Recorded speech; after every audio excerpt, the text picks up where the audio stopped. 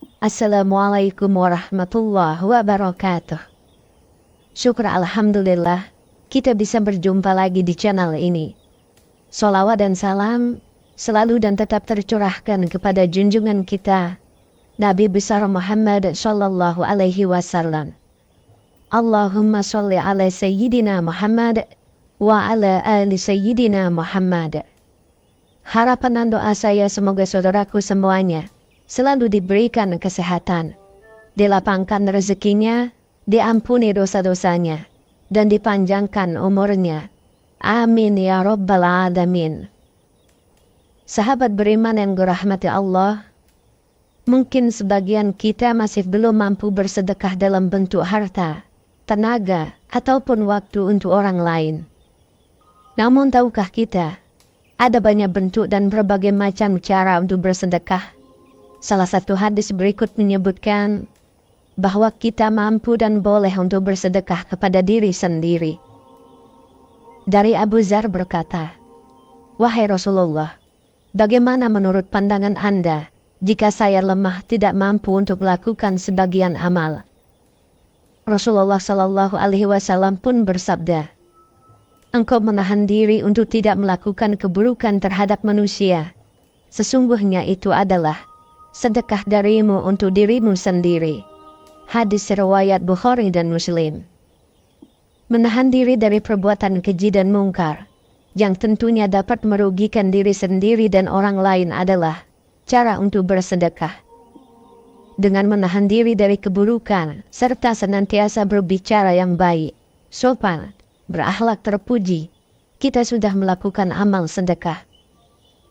Ada banyak cara untuk bersedekah, dan Allah tidak pernah membebani hambanya melebihi kapasitasnya. Suatu hari, Rasulullah Shallallahu Alaihi Wasallam pernah lama sekali sujud dalam sholatnya saat mengimani kaum muslimin. Maka selesai sholat, salah seorang sahabat bertanya, "Wahai Rasulullah, sesungguhnya Anda tadi itu lama sekali bersujud hingga kami mengira ada sesuatu kejadian atau Anda sedang menerima wahyu." Rasulullah Shallallahu Alaihi Wasallam menjawab, "Tidak ada apa-apa. Tadi itu aku ditunggangi oleh cucuku, maka aku tidak mau tergesa-gesa sampai dia puas." Adapun anak yang dimaksud ialah Al-Hasan atau Al-Husain radhiyallahu anhuma. Dalam banyak kisah, Rasulullah Shallallahu Alaihi Wasallam telah memberikan banyak teladan kepada kita tentang bagaimana melatih diri untuk memahami dunia, anak-anak, dan menjaga kesabaran saat menghadapinya. Pola pikir yang tepat saat kita membersamai anak-anak akan membuat kita lebih mampu bersabar. Sedangkan sebaliknya, pola pikir yang salah akan menjadikan proses kebersamaan dengan anak kita seringkali menjadi pemicu amarah dan stres. Alangkah baiknya kita, para orang tua, kembali merenungi hadis ini. Rasulullah Shallallahu Alaihi Wasallam bersabda, "Apabila anak Adam meninggal dunia, maka terputuslah amalnya kecuali 3 perkara, yaitu sedekah jariah, ilmu yang bermanfaat, dan anak soleh yang mendoakan orang tuanya." Hadis riwayat Muslim. Kandungan pokok dari hadis ini adalah 3 amal yang bermanfaat dan terus mengalir pahalanya bagi manusia setelah ia meninggal. Saat dimana kita dalam keadaan sangat menyesal karena kurangnya amal-amal kita dan tak mampu lagi menambah amal. Di saat yang demikian itu, ketiga amal jariah inilah yang menjadi penolong kita. Tahukah kita, suatu peluang besar untuk mendapatkan semua amal jariah itu sekaligus. Peluang besar itu terdapat dalam mendidik anak. Sebuah aktivitas sehari-hari yang terkadang tampak sepele dan kita lalui dengan sepintas. Kandungan yang tersirat dari hadis ini bahwa setiap rupiah yang kita keluarkan dalam rangka menghidupi dan mendidik anak kita telah tercatat sebagai sedekah yang mengalir untuk kita kelak. Setiap suapan makanan yang masuk ke mulut anak, setiap tetes air susu ibu yang menumbuhkan darah dan daging, setiap gelas air yang kita berikan, setiap pakaian yang diberikan, dana pendidikan, semuanya tercatat sebagai kebaikan yang mengalir sepanjang masa bagi para orang tua. Diriwayatkan oleh Imam Muslim dari Abu Hurairah radhiyallahu anhu bahwa Rasulullah Shallallahu alaihi wasallam bersabda, "Uang dinar yang engkau nafkahkan di jalan Allah, uang dinar yang engkau nafkahkan untuk membebaskan hamba sahaya, uang dinar yang engkau sedekahkan pada fakir miskin, dan uang dinar yang engkau nafkahkan bagi keluargamu, maka yang paling besar pahalanya adalah yang engkau nafkahkan bagi keluargamu."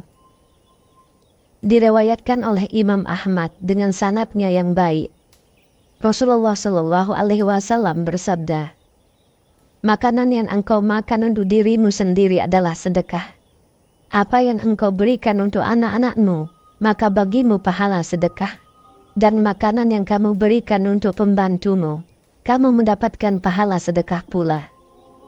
Begitu setiap ilmu yang diajarkan, kata-kata yang baik dan sopan, doa-doa, sholat, puasa, akhlak-akhlak terpuji, serta semua ilmu yang bermanfaat yang digunakan oleh sang anak sepanjang hidupnya, bahkan menjadi bekal sampai akhirat, maka pahala semua amal itu juga terus mengalir kepada kita sebagai orang tua. Selama kita hidup ataupun saat kita telah tiada, maka saat sang ibu memapah balitanya belajar berjalan, mengajarkan anaknya cara makan, mengajarkan cara menggosok gigi, mendisiplinkan agar membuang sampah pada tempatnya, mencontohkan menyisir rambut, serta saat sang ayah mengajari anaknya berbicara, membaca, berhitung, bahkan bermain sekalipun. Semua itu menjadi sedekah yang mengalir pahalanya bagi orang tuanya tanpa terputus. Barang siapa yang mengajak menuju hidayah, maka dia mendapatkan pahala seperti pahala orang-orang yang mengikutinya, tapi tanpa mengurangi sedikit pun dari pahala-pahala mereka. Barang siapa yang mengajak menuju kesesatan, maka dia mendapatkan dosa seperti doa orang-orang yang mengikutinya, tapi tanpa mengurangi sedikit pun dari dosa-dosa mereka. Kelak, jika sang anak yang telah kita didik itu menjadi anak yang soleh dan berbakti kepada kedua orang tuanya, setiap lantunan doa-doanya menjadi penerangan di alam kubur dan peringan siksa neraka, bahkan bisa menyelamatkan para orang tua dari bergolaknya api neraka.